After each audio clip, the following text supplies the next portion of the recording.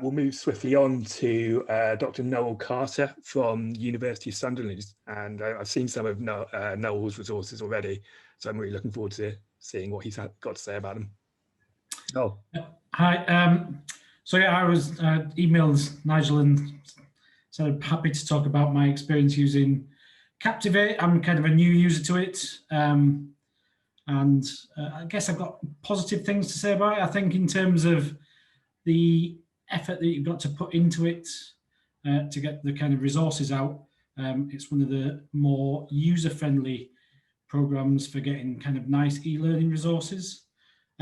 Obviously, there's a cost to it. I started off running an old version that's getting a bit old now, but I've managed to agree to get my faculty to pay for an upgrade to the 2019 version, which is about £420 for educators. So it's not a massive cost. It's not the same cost as buying an antibody. So one of the nice things about Captivate is it's very wizard driven. You can download lots of assets that are already done. So this, I put 3 slides together in about 10 minutes before this started by downloading some assets for a kind of quiz type approach, and then a drag and drop thing that I just made in about 2 minutes using the wizards within the software. So I'll just kind of show you the result of that. So this was literally 10 minutes work this morning, this just before the talk. So this is a matching thing. You've got to match the surgery type to the organ. It's a bit kind of facile. So rhinoplasty is the nose, abdominoplasty is the lower torso, dermabrasion is the skin. And I can submit that, click, and it gives me a score. I think if you're a bit more clever than me, you can even get that to integrate with your LMS to retain those scores as well. So you could use it summatively. The drag and drop is the next slide. It's a really simple thing to do. When you're constructing it, you just have your objects. You select which objects are the ones you're going to drag and where they're going to drag to, and you just do it in the wizard. I'm going to do it incorrectly, and it's going to give me a nice message that I'm an idiot. So I'm just going to go show you a couple of things that I've done. One of the nice things it's good at doing is screen capture. So this is one I produced for students, primarily for a first year skills module, but we share it more generally. And so this is showing how to use Boolean search terms in PubMed. So if you just search cancer, you see you get 4 million results. I'll just leave it plain. I don't need to. And so the nice thing about when you're capturing this in Captivate, you simply start recording, but it's quite clever. So every time you click the mouse, it creates a frame in the animation. So every time you click a mouse click, it automatically puts in, you go back in and it automatically puts in speech bubbles. So you can just add text and it's really quick. I mean, this took obviously about not very long to record, and then about another half an hour, 45 minutes to edit. So you can get, so it's quite a quick, short video, and it's pretty easy in order to do it. It's really good for doing, you could do this for all sorts of things, for showing students how to use particular bits of software, for doing data analysis. So, it's quite versatile.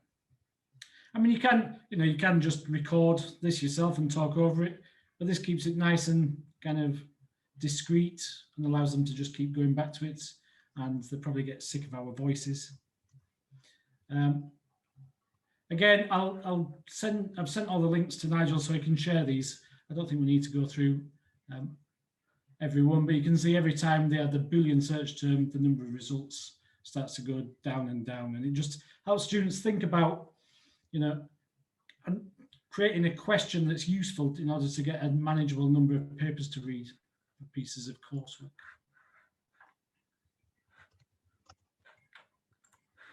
Another one, this was a little bit more sophisticated, but didn't take much more time to do. So this was so this is taken from this paper, which is a kind of nice histology case study on teaching pathology of the gastrointestinal tract. So again, I've just converted. I'd already done this as a kind of PowerPoint presentation, and so it was basically copy and pasting a lot of the images. But the nice thing about Captivate is, rather than a PowerPoint slide, is it allows you to loop back.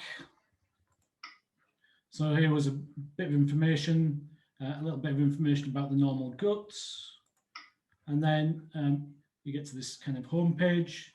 You're asking them to look at the data and try and decide whether it's gastroenteritis, colitis, or Crohn's disease. So they can click onto the medical history. Nothing remarkable. Keep going back. Microbiology, again, I added a bit of information that was not directly relevant, but kind of maybe a little bit of a red herring.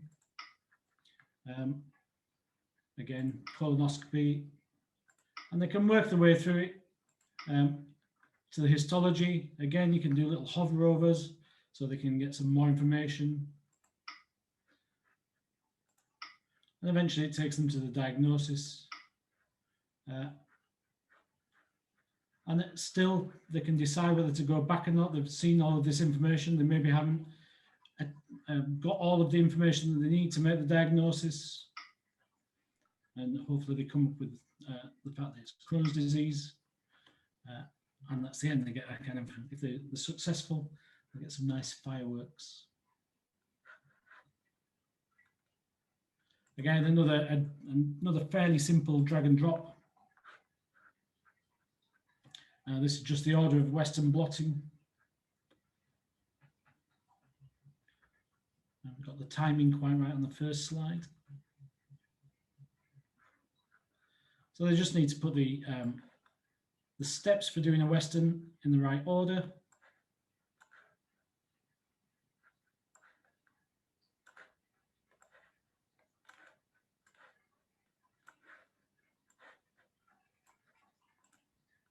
And there you go. I mean, again, that one, a drag and drop, that literally took about half an hour's work. That was it, really. Just a very quick presentation to kind of share my experience with Captivate as a tool. A lot of this is developing material largely for a module next term. So I don't know how successful it's going to be yet. The students have, the feedback from the Boolean search term one is students have found that really quite useful. So yeah, that's me. Yeah, thanks, Noel. That's really insightful. I had a question from David, which you kind of sort of answered at the end there, which was, do you know what sort of level of interaction the students have had with the resources so far? Do you get any feedback on that through the system, or? Yeah, because it's held on an internal server, it's not linked into the VLE at the minute. One of the problems we were having is that my older version of Captivate wouldn't host the HTML code in Canvas. I'm hoping that when I get 2019, this is just a demo that I've downloaded, the HTML code will be slightly different. When I first started doing it, the HTML code worked fine in Canvas, and then something happened to Canvas and it just stopped. So I have no way of tracking the interactions with these at the minute. I'm hoping 2019 will sort that out. So when the informal feedback from students is they liked the Boolean search term. Yeah. Video. When you embed these in Canvas, are you doing it as a SCORM tool or something like that? Because I know we had issues with SCORM not working properly in Canvas. So they updated something in Canvas and it's thrown everything out. Yeah, I mean, up until about 2 months ago, you could embed, you could just unzip the HTML code into Canvas and it would work perfectly. And now it just hangs, it just kind of, you get that rolling grey circle. and the SCORM isn't working correctly. I have no idea why. Okay, hopefully we'll be able to sort that one out. Another question from David is, can you have multiple threads in the slides making a decision-based flow with multiple endings? Think choose your own adventure book type adventures. Yes, I think you can. You just have to be clever about where you do your decision tree making. I haven't got that quite that advanced yet. But there are some. I mean, the other nice thing is there's loads of great YouTube videos for Captivate out there to help you with all of that kind of stuff. I've just found it really easy to use, and you get quite nice, impressive results with not much input.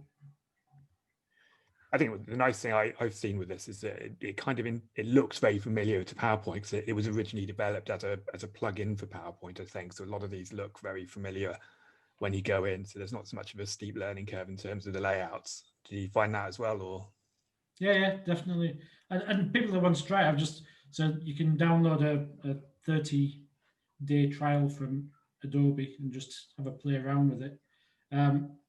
They're quite clever about that though. So any Captivate files generated within that 30 days are time locked, but you can still export the HTML code, so you can still get some work done. But I'm happy to share the HTML code and the Captivate files that I've generated if people want them. Yeah, so Noel has already shared the links with me, so I'll circulate those afterwards, and I'm sure some people will be taking you up on that offer for the HTML. So brilliant. Thank you very much, Noel.